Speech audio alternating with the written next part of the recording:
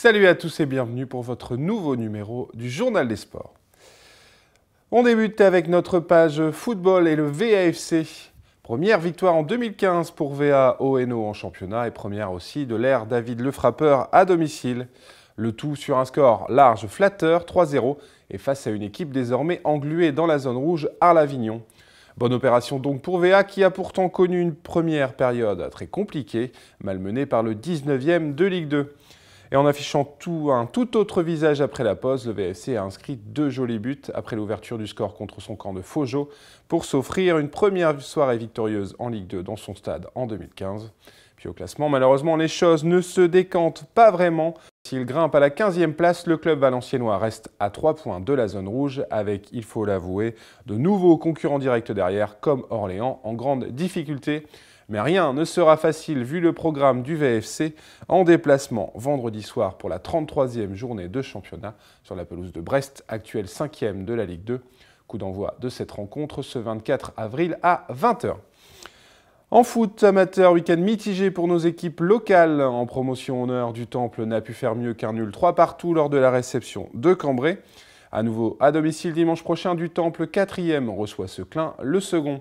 En première division 2, district courte mais précieuse victoire de Summer face à l'OMCA de Cambrai 1-0. 7e de sa poule, Summer se déplacera dimanche sur la pelouse de Fontaine-Notre-Dame. Enfin, en deuxième division, défaite 2-0 à domicile pour Saint-Va face à Saint-Solve. S'ils ne veulent pas faire une croix définitive sur la montée, les cheminots devront réagir lors de la réception d'un mal classé Angles-Fontaine. Là aussi, le coup d'envoi sera donné ce dimanche à 15h. On revient maintenant sur un des moments forts du dernier week-end sportif valenciennois, la compétition interrégionale Benjamin d'escrime, organisée dimanche 19 avril au Tertial avec près de 90 jeunes tireurs et tireuses au rendez-vous. Reportage. Première réussie pour le CEV avec l'accueil de cette nouvelle compétition Benjamin et Benjamine Interzone regroupant la Picardie, le Nord-Pas-de-Calais et la Champagne-Ardenne, dimanche à la salle des Tertiales où quelques tireurs belges avaient même fait le déplacement. Première réussie également sur les pistes où les jeunes loups du cercle d'escrime valenciennois ont brillé, avec au final 2 podiums pour les locaux. Chez les garçons, c'est Vincent Macaret qui s'impose parmi 69 participants, tandis que la jeune Louise Duchâtelet termine 3e sur les 17 tireuses au rendez-vous. Des résultats de bon augure pour la suite, comme le rappelle le président du club, Gérard Blot. Les futurs petits champions, les Benjamins, c'est une épreuve de détection. C'est dans cet esprit-là. Les potentiels dans tous les sports d'ailleurs commencent à se révéler dans les catégories Benjamin où ça devient vraiment techniquement sérieux. Donc voilà, ça promet pour l'avenir. La journée s'est également bien passée pour tous les autres épéistes valenciennois, 10 au total parmi les 86 tireurs et tireuses qui ont participé à une compétition qui pourrait prendre une dimension nationale dès la saison prochaine.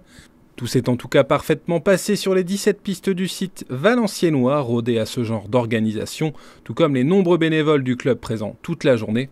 Avec, au passage, il faut le noter, l'utilisation d'une toute nouvelle application pour smartphone, Join App, créée par la société Limpidus, appli qui a permis à tous les spectateurs d'être avertis tout au long de la journée des moindres résultats pour une première mondiale, ou quand l'escrime est à la pointe de la technologie. Et au-delà de la compétition, nous avons évoqué différents sujets d'actualité avec le président du cercle d'escrime de Valenciennes. L'occasion pour Gérard Blot de revenir sur les a priori sur l'escrime contre lesquels il lutte depuis des années. On l'écoute.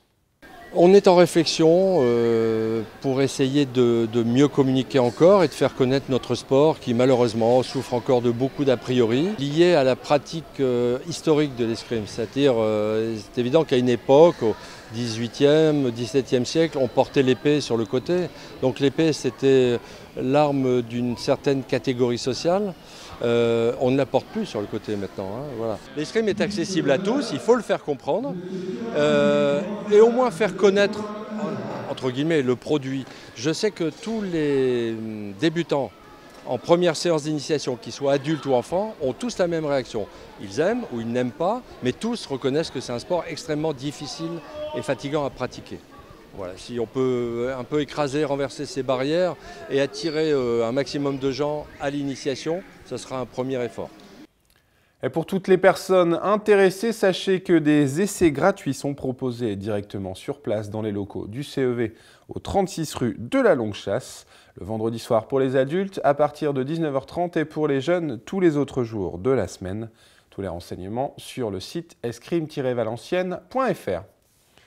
Et puis la veille, le samedi 18 avril, ce sont les athlètes de l'US Valenciennes Athlétisme qui s'étaient donné rendez-vous au stade Pierre Carousse pour le deuxième décaleur de l'association.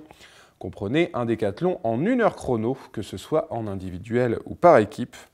Vent et soleil ont été au rendez-vous, en plus des 7 équipes engagées et des 4 courageux inscrits en individuel.